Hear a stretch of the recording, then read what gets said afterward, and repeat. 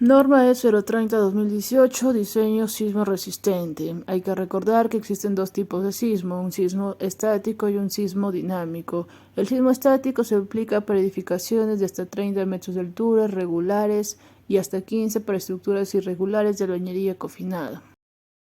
En esta ocasión vamos a trabajar con un sismo dinámico, ¿ok?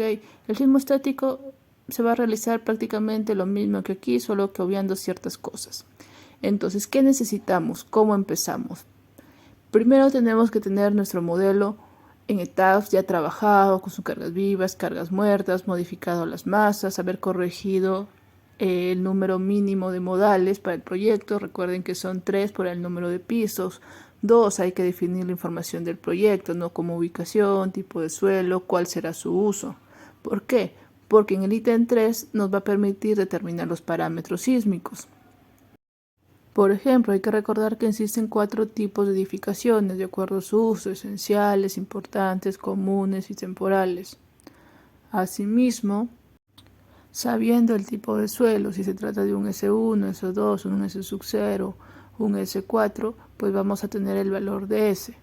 Ahora, sabiendo la ubicación, nosotros determinamos la zona. Al tener definido S y Z, pues vamos a determinar el TP y el TL. Estos valores serán fundamentales para determinar el valor de C, ya que va a depender del periodo. Como les decía, C va a depender del periodo, es decir, tenemos que comparar nuestros periodos obtenidos. Si es menor al TP, se encuentra en TP y TL, o es mayor al TL. Asimismo, también tenemos que determinar R.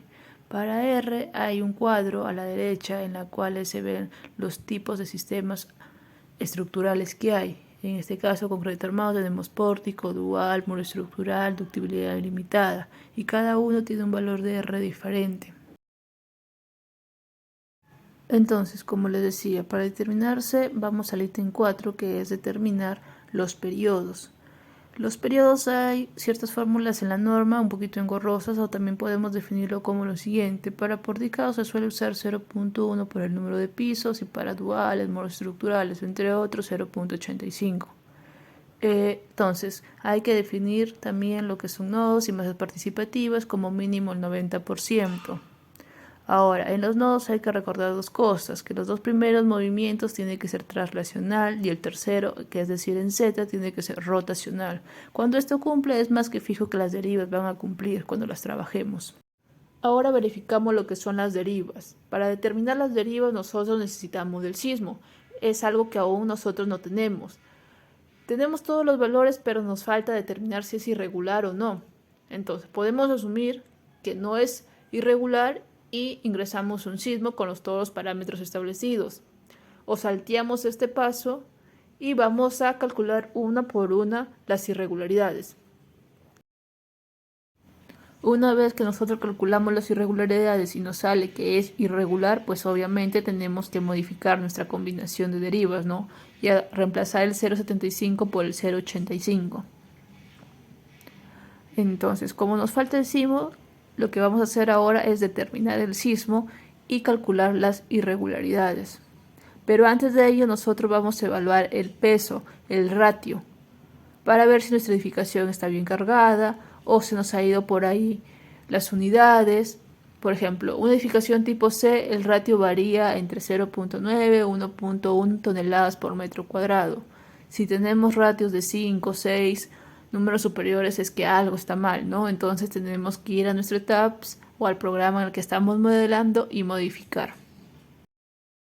Para el ratio de la edificación nosotros necesitamos el peso del edificio, peso típico, y el área techada. 5. Debemos evaluar las irregularidades. Hay que recalcar dos cosas: que hay irregularidades que requieren sismo y irregularidades que no. Nosotros vamos a empezar por las que no requieren, ¿ok? Entonces definimos nuestro sismo, para el cual ya tenemos todos los parámetros, ya hemos asumido el valor de C cuando hemos analizado los periodos. Asimismo, ya hemos asumido un valor de R, porque vamos a trabajar, digamos, con pórticos. Ya si tenemos columnas, placas, podemos decir que es dual. Si tenemos solo muros, Bueno, van a ser módulos estructurales. Entonces, en función a eso se define R. El sismo dinámico tenemos dos formas. En el ETAPS hay una que te habla de la norma de 030-2014 que te permite ingresar parámetro por parámetro, o nosotros podemos ingresar nuestro sismo, ¿no? Que va a estar en función de C y de los periodos. Para eso tenemos que elaborar una pequeña tabla e ingresarlo como un bloc de notas. Muy bien, entonces ahora vamos a analizar las irregularidades. Por ejemplo, irregularidades previas, las que no requieren sismo, son irregularidad por peso, esquina entrante, por resistencia, por diafragma, por geometría vertical, por discontinuidad en los sistemas. Una vez realizada el cálculo ya digamos de las irregularidades faltantes, y si no es el caso que sea irregular, entonces pues nuestro sismo no va a variar, nuestra combinación de derivas tampoco, y pasaríamos a calcular lo que es el sismo de diseño, ¿no? En caso contrario, pues hay que tener en cuenta que si sale irregularidad, cambiamos las combinaciones, cambiamos y tenemos que verificar nuevamente todo. Ahora, en tercer caso, por ejemplo, no hay irregularidades, no cambia nada, pero a la hora de verificar las derivas no cumple. Ok, entonces tenemos que rigidizar la edificación, aumentar secciones de columnas, vigas, de repente losa. Entonces esto va a hacer que todo el proyecto cambie. Entonces nuevamente tenemos que verificar todos los pasos. Derivas, nodos, masas participativas, las irregularidades en planta y en altura.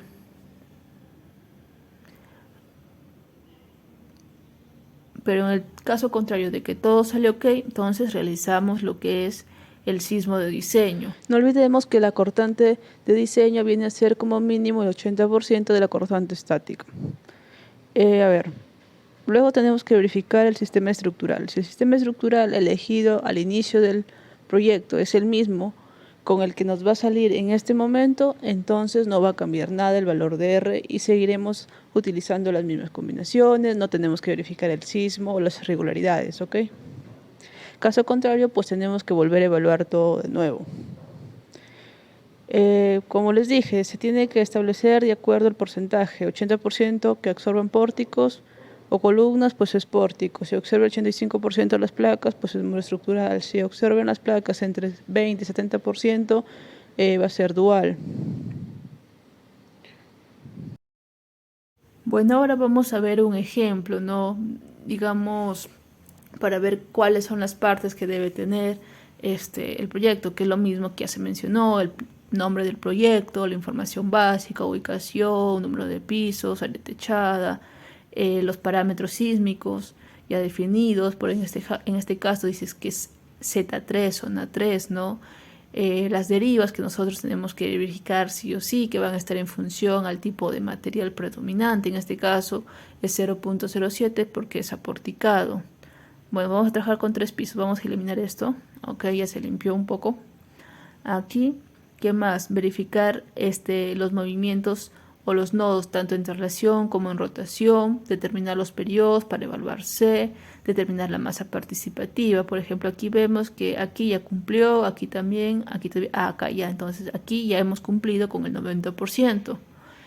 Aquí determinamos el ratio, en este caso es 1.04, está dentro del rango.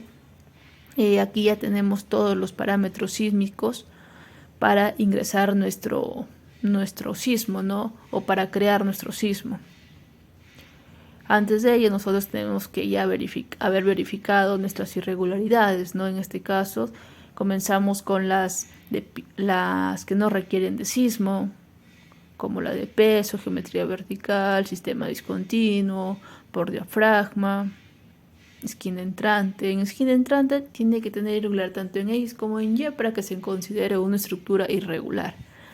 A ver qué más. Aquí tenemos las irregularidades que requieren de sismo, no tenemos por torsión. Hay que recordar que hay dos tipos de evaluación, por extrema torsión y torsión simple. Esto básicamente está en función a los drift, a las derivas, no al ratio, es decir, si es mayor a 1.3 se considera que hay torsión, que es irregular. Si es mayor a 1.5, extrema torsión. Se evalúa tanto en X como en Y. Entonces aquí los datos que nos importa viene a ser el ratio, ¿no? Para obtener los resultados. En torsión también hay que recordar algo, hay una condición que si en torsión simple nos dice que hay irregularidad, solo se va a considerar como irregular siempre y cuando el desplazamiento sea mayor al 50% de desplazamiento admisible. En caso contrario, pues no se va a considerar como irregular.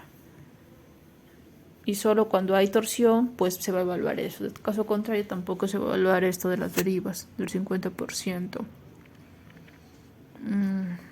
Aquí tenemos irregularidad por resistencia. Esto se va a evaluar en función a las cortantes, ¿no? Asimismo, también tenemos irregularidad por rigidez.